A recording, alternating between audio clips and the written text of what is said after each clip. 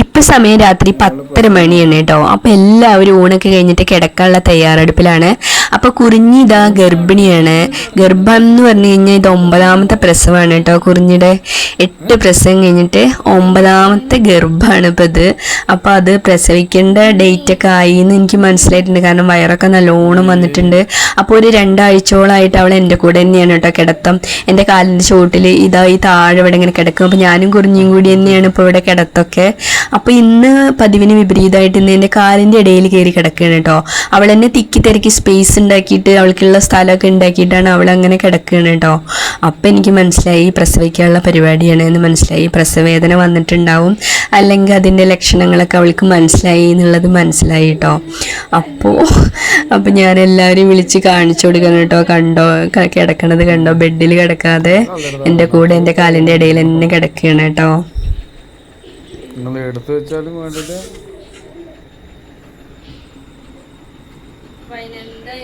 വിശ്വാസം നോക്കിയോ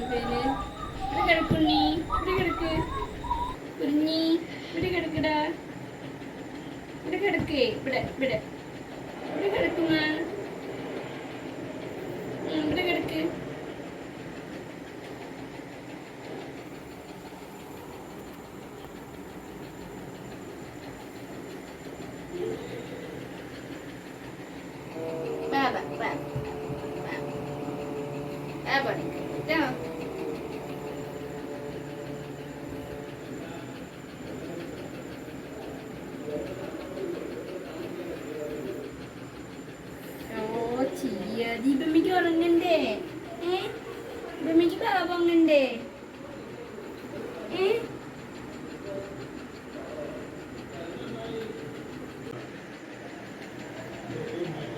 എന്റെ അടിയിലേക്ക് വെക്കണോ? എന്റെ ഉള്ളിലേക്ക് വെക്കണോ?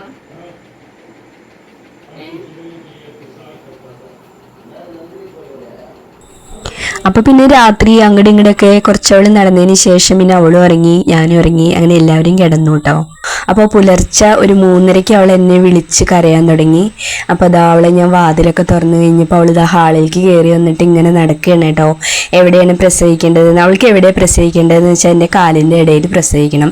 കഴിഞ്ഞ തവണ 8ാമത്തെ പ്രസവം അവൾ പ്രസവിച്ചത്. നേരത്തെ ഞാൻ ഇരിക്കുന്നത് കണ്ടില്ലേ, അതേപോലെ ഉച്ചയ്ക്കായിരുന്നു കേട്ടോ പ്രസവം. അവൾ ഇതേപോലെ ഞാൻ എൻ്റെ കാല് ഇങ്ങനെ വെച്ചിട്ട് കാലിൻ്റെ ഇടയിൽ ഞാനൊരു കനുള്ള വിരിപ്പൊക്കെ വിരിച്ചിട്ട് അവൾ ആ വിരിപ്പിലാണ് കേട്ടോ പ്രസവിച്ചത്. അവൾക്ക് വേറെ എവിടെയും വിശ്വാസമില്ല.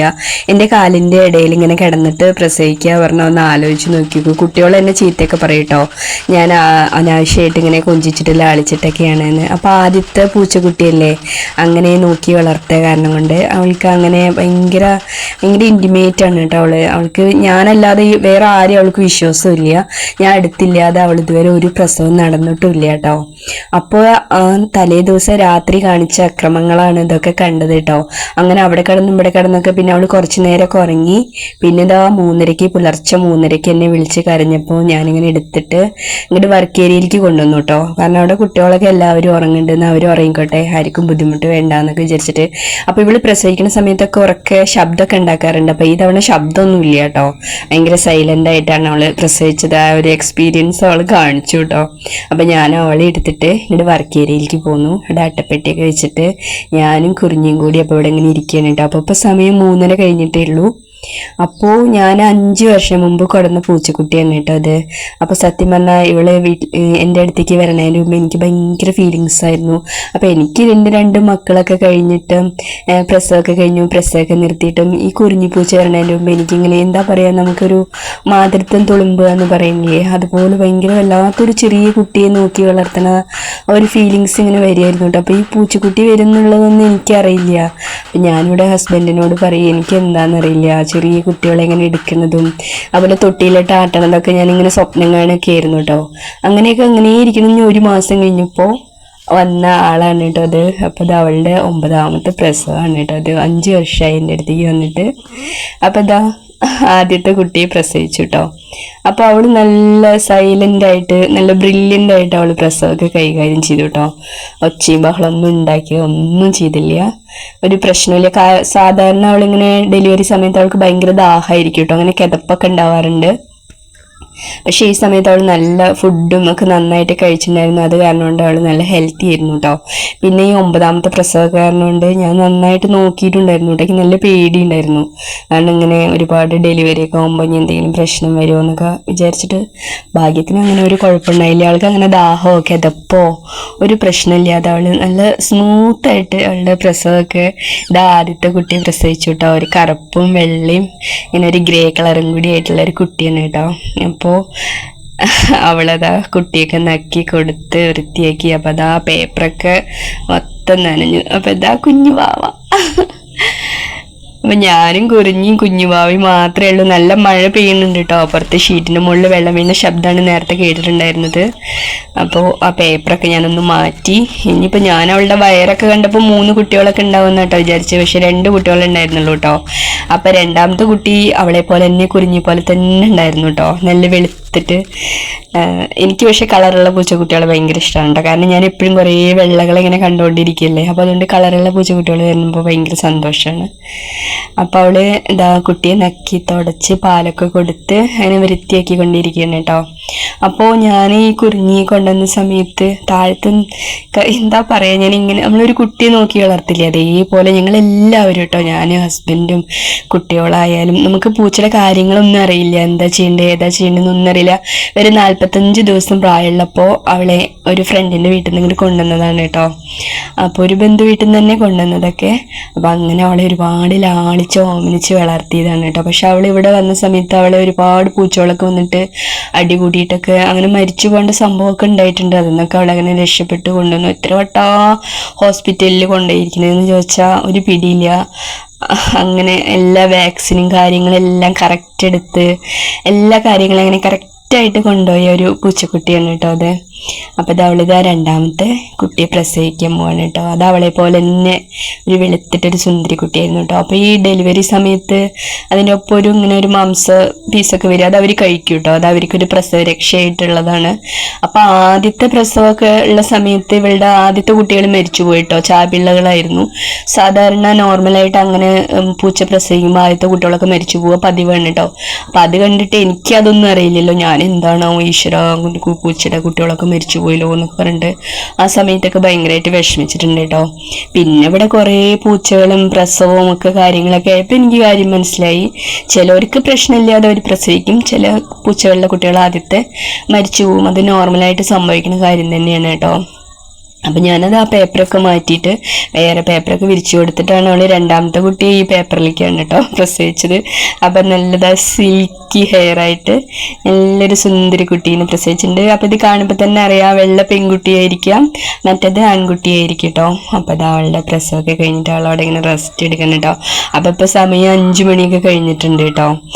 അപ്പം ഞാനിത് അവിടെ ഇരിക്കുകയാണ്. ഇനിയിപ്പോൾ എന്തായാലും ഞാൻ കിടക്കാനൊന്നും പോകണമെന്നില്ല, അവരെ തൊട്ടിട്ടും പിടിച്ചിട്ടൊക്കെ. അപ്പം ഇനി അങ്ങനെ കുളിക്കാമെന്ന് പറഞ്ഞിട്ട് അവിടെ ഇരിക്കുകയാണ് കേട്ടോ. അപ്പോൾ ഇവളുടെ പ്രസവം നിർത്താനൊക്കെ ഞാൻ 2-3 വട്ടം നോക്കിയിട്ടുണ്ട്. ആദ്യത്തെ വട്ടം പോയപ്പോൾ ഇവള് ഗർഭിണിയായിരുന്നു. പിന്നെ ഒരു വട്ടം നിർത്താൻ പോയപ്പോൾ പാല് കല്ലച്ചിട്ട് അങ്ങനെ നിർത്താൻ പറ്റില്ല പറഞ്ഞിട്ട് തിരിച്ചു പറഞ്ഞയച്ചു. പിന്നത്തെ ഒരു വട്ടം പ്രസവം നിർത്താൻ പോയപ്പോഴാണ് ഇതിന് മുമ്പ് തന്നെ അവൾ പകുതി വഴിയിലെത്തിയപ്പോൾ ചാടിയിട്ടും അങ്ങനെ അവളെ നിർത്താനേ പറ്റണില്ല കേട്ടോ. കുറേ ഒരാളുടെ നിർത്തിയിട്ടുണ്ട്, പക്ഷെ ബാക്കിയുള്ളവരുടെ ഒന്നും നിർത്താൻ പറ്റണില്ല. ഇവര് ഈ 90 ദിവസം പ്രസവിച്ചിട്ട് 3 മാസം കഴിയുമ്പോഴേക്കും ഹീറ്റ് ആവുകയാണേ. അപ്പം ഇതാ കുട്ടികളൊക്കെ രാവിലെ എണീറ്റിട്ട് ഉണ്ണികളെ കാണാൻ വരികയാണ് കേട്ടോ. ചേച്ചിമാര് ഏട്ടന്മാരൊക്കെ കുട്ടികളെ കാണാൻ വെറും കൈ വീശി വന്നിരിക്കുകയാണ്. ഇത് ആരപ്പത് എന്തപ്പത്. ചിലവർക്ക് ഭയങ്കര കൗതുകം, ചിലവരുടെ കണ്ണൊക്കെ അങ്ങനെ ബഡ്ജായിട്ട് പേടിച്ചിട്ട് ഏതോ പുതിയ 2 ആൾക്കാർ വന്നിട്ടുണ്ട്, നമ്മൾ ശ്രദ്ധിക്കണം എന്നൊക്കെ പറഞ്ഞിട്ടാണ് കേട്ടോ പോണത്. അവർക്ക് ആകെ എന്തപ്പത് കൂത്ത് എന്നറിയാതെ 2 പേരെ കണ്ടിട്ട് ചിലവർക്ക് ഭയങ്കര ഇഷ്ടം, ചിലവർക്ക് ഏതോ 2 പേര് ആക്രമിക്കാൻ വന്ന പോലത്തെ മുഖഭാവമൊക്കെ ആയിട്ടാണ് പോണത് കേട്ടോ. അപ്പം ഇതാ കുറിഞ്ഞി പ്രസവമൊക്കെ കഴിഞ്ഞിട്ട് എങ്ങനെ റെസ്റ്റ് എടുക്കുകയാണ്. അപ്പം എൻ്റെ കുളിയും കാര്യങ്ങളൊക്കെ കഴിഞ്ഞു കേട്ടോ. ഞാൻ ഇതാ ഈ പൂച്ചക്കുട്ടികൾക്ക് ചെറിയ കുട്ടികൾക്ക് പാലും കാറ്റ് ഫുഡൊക്കെ കൊടുത്തു. അപ്പോൾ ഇവരൊക്കെ വന്നിട്ട് ഇങ്ങനെ കുട്ടിയെ നോക്കണം കേട്ടോ. അപ്പോൾ ഇനിയെങ്കിലും കുറിഞ്ഞിയുടെ പ്രസവം നിർത്തണം എന്നുണ്ട്. അപ്പോൾ അത് എന്താണ്, ഇത് പെട്ടെന്ന് ഹീറ്റ് ആകുമ്പോൾ ഈ പാല് കൊടുത്ത പീരീഡിൽ തന്നെ ഹീറ്റ് ആകുമ്പോൾ നമുക്ക് നിർത്താൻ പറ്റണില്ല കേട്ടോ. അതാണ് ഒരു പ്രശ്നം വരുന്നത്. അപ്പോൾ ഇതാ കുട്ടികൾ കേട്ടോ. എങ്ങനെയുണ്ട് കുട്ടികൾ, എങ്ങനെയുണ്ട്, നന്നായിട്ടില്ലേ കാണാൻ? അപ്പോൾ കുട്ടികളെ ചെറിയ പൂച്ചക്കുട്ടികളെ കാണുമ്പോൾ ഭയങ്കര സന്തോഷം കേട്ടോ. എനിക്ക് ഭയങ്കര ഇഷ്ടമാണ്. സ്വതവേ എനിക്ക് പൂച്ചകളെ ഭയങ്കര ഇഷ്ടമാണ് കേട്ടോ. ചെറുപ്പം തൊട്ടേ എനിക്ക് പൂച്ചക്കുട്ടികളെ ഭയങ്കര ഇഷ്ടമാണ്.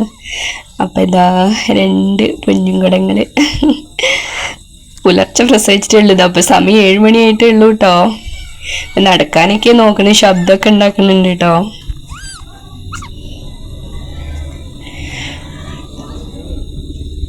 അപ്പോൾ പൂച്ചക്കുട്ടികളുടെ പ്രസവം നിർത്തണം എന്നൊക്കെ എനിക്ക് ആഗ്രഹമുണ്ട്. നിർത്തണത് തന്നെയാണ് കേട്ടോ നല്ലത്. പക്ഷെ എനിക്ക് നിർത്താനുള്ള ഒരു പീരീഡ് അങ്ങോട്ട് കിട്ടണില്ല. അപ്പം നിങ്ങൾ എങ്ങനെയാണ് നിർത്തണതെന്നൊക്കെ പറയണം കേട്ടോ. അപ്പം നമ്മളിവിടെ ഗവൺമെൻറ് ഹോസ്പിറ്റലിൽ ഒന്നും നിർത്തില്ല, പ്രൈവറ്റ് തന്നെ കൊണ്ടുപോകണം കേട്ടോ. 3500 രൂപ സർജറിക്ക് ആവും, 500 രൂപ മെഡിസിനും ആവും കേട്ടോ.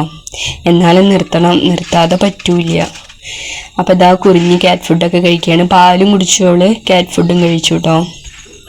അപ്പോൾ അങ്ങനെ നമ്മുടെ കുഞ്ഞിയുടെ 9ാമത്തെ പ്രസവം കഴിഞ്ഞിട്ടുണ്ട്. അപ്പോൾ ഇനി 10ാമത്തെ പ്രസവം വേണ്ട, അതിനു മുമ്പ് നിർത്തണം എന്നൊക്കെ ഉണ്ട്. അപ്പോൾ പാല് കൊടുക്കുന്ന സമയത്ത് നിർത്താനും പറ്റണില്ല.